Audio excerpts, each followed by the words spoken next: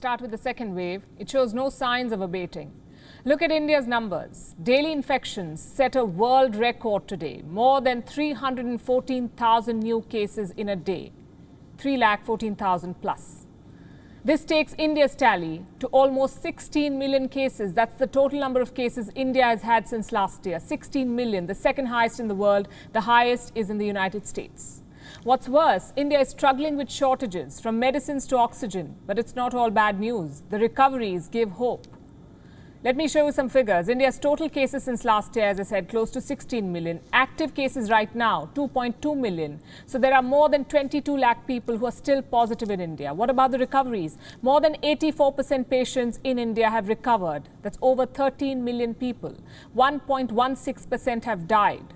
A pretty big number. More than 180,000 deaths since last year. India's best bet to curb this surge is to vaccinate as many people as possible, as quickly as possible. So far, more than 130 million doses have been given. Do you know how many people got infected after taking the shot? Not even 0.1%. For both the vaccines, Covishield and Covaxin, the numbers are very good. The percentage of people who have been infected is not more than 0.04%, which means only 2 to 4 people out of every 10,000 who took the vaccine got infected after taking the shot. On the 1st of May, India will open its vaccination program to all adults above the age of 18, so make sure you take the jab. Now let's talk about the rest of the world. The numbers are not as bad as in India, but not good either. The surge in Europe and South America began in March, and it's not slowing down. In all, more than 143 million people have been infected since last year.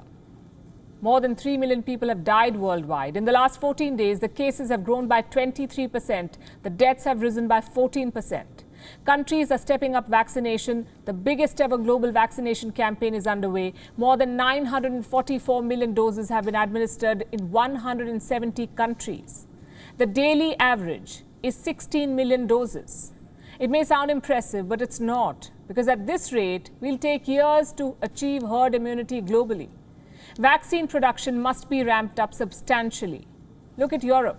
The EU booked more than 1 billion shots in advance. But the vaccination campaign has struggled to take off. And now the bloc is preparing to sue AstraZeneca.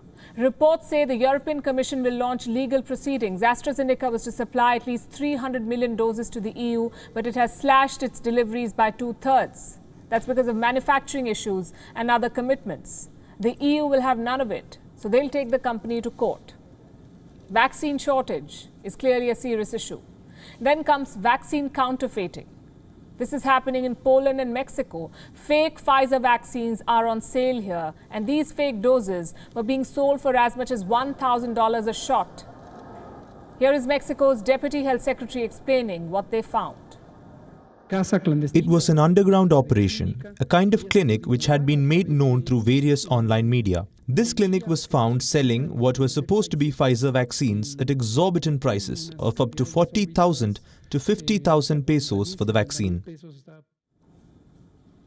Reports say the vials were found in beer coolers. Some 80 people got the fake Pfizer shot in Mexico. Thankfully, these were harmless injections, so no side effects. But the prospect is scary, having fake vaccines. So rising cases, squabbling countries, a shortage of vaccines, and now fake jabs. The world needs united global leadership to defeat this pandemic.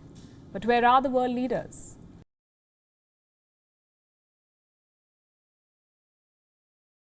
WION is now available in your country. Download the app now and get all the news on the move.